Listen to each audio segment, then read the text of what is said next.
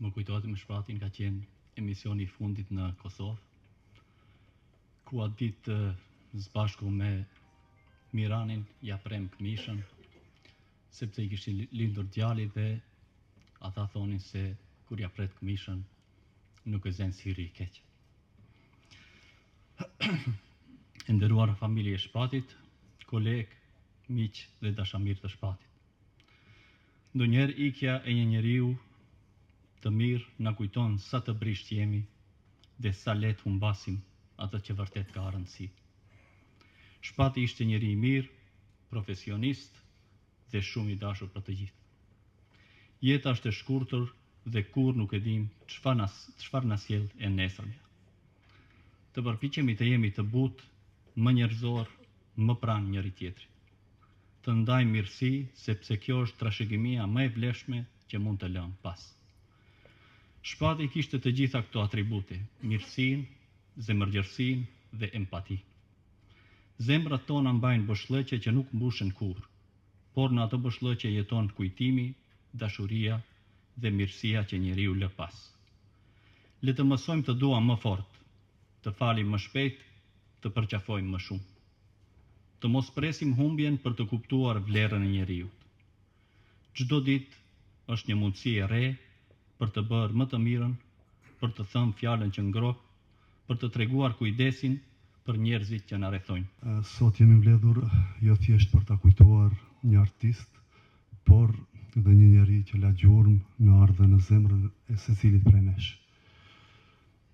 Për ne artistët, Shpati ishte shembull i dashurisë dhe i muzikës. Por mbi të gjitha, Shpati ishte një shok, një mik dhe një njeri i mirë. Dhe kjo është gjëja më e madhe që mund t'i lihet vetes pas. Sot nuk flasim për humbjen, flasim për mirënjohjen. Për kujtimet e bukura, për kontributin e tij që nuk do të shuhet asnjëherë.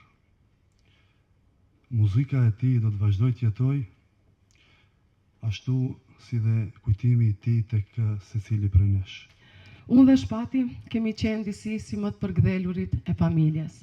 Kemi pasur një lidhje shumë të ngushtë me njëri tjetrin. Kemi ndarë shumë gëzime, shumë ëndra, shumë biseda, shumë shaka. Ne kishim shumë gjëra të përbashkëta me të, siç ishte arti, muzika, kënga. Kishim shumë ëndra bashkë kohës së fundit. Do t'i ruaj si kujtim të çmuar mesazhet e fundit me të, që bisedonim dhe zgjidhnim këngët që do t'i këndonim bashkë. Por këto ngelen të gjitha vetëm fjalë dhe ëndra të parealizuara. Dhe për këtë ndjej vërtet keqardhje. Do doja ta ktheja kohën mbrapa dhe t'rija më shumë me të, ta përqafoja dhe të këndonim bashkë edhe më shumë. Por kjo tani më është e pamundur. Por nga kjo kam nxjerrë një mësim, një leksion shumë të fortë, që njerëzit duhet të duhen sa jenë gjallë, të mos lëm asgjë për më vonë dhe të mos lëm asgjë për herën tjetër. Sot jemi mbledhur këtu për të nderuar kujtimin për një person të jashtëzakonshëm, një baba, një mik, një vëllai i joni për të cilin gjithmonë flisnin dhe ishim në kontakt. Buzëqeshja e tij ndriçonte çdo dhomë ku ai hynte. Sot të gjithë jemi të pikulluar, por edhe mirënjohës që patëm fatin të njohim një vëlla, një mik, i cili gjithmonë ishte i buzëqeshur dhe zemër bardhë. Dhimbja gjithmonë do të jetë këtu, mirë po le ta kujtojmë Shpatin jo me dhimbje, po me krenari.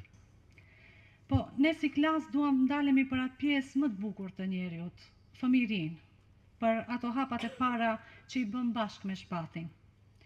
Shpati që i vogël ishte i veçantë dhe këtë nuk e themi si klishe, si diçka përsëritse, por ne që e njohëm e dim, ishte ai djali i çapkën, energjik, që çdo pushim mezi priste të kapte topin dhe të luante futboll. Ne mbajmë mend shumë kujtime që na la Shpati. Vërtet fëmijëria është e largët, megjithatë është pjesa që le më shumë gjurmë në kujtesë.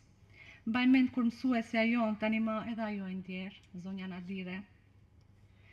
do ta nxirrte përpara derasës së zezë dhe do t'i thonte që ta këndoj këngën O Sole Mio, sepse ai e këndonte në mënyrë fantastike dhe ne mahniteshim me zërin e tij. Apo çvaqjet e fund vitit kur ai do të luante në piano dhe ne kënaqeshim sepse po na e rregullonte programin ton që ne bënim si fëmijë. Kemi shumë kujtime që na la Shpati, por ajo që e bënte më njerëzor, diku në vitet e 2000 kur Shpati ishte në kulmin e karrierës së tij, tani më ai jetonte në Shkup dhe jetonte famën e tij, ëndrrën e tij. Çdo vit do të mlidheshte që të vini në Tetov të festonim 7 marsin dhe t'i tërgonim lule mësueses.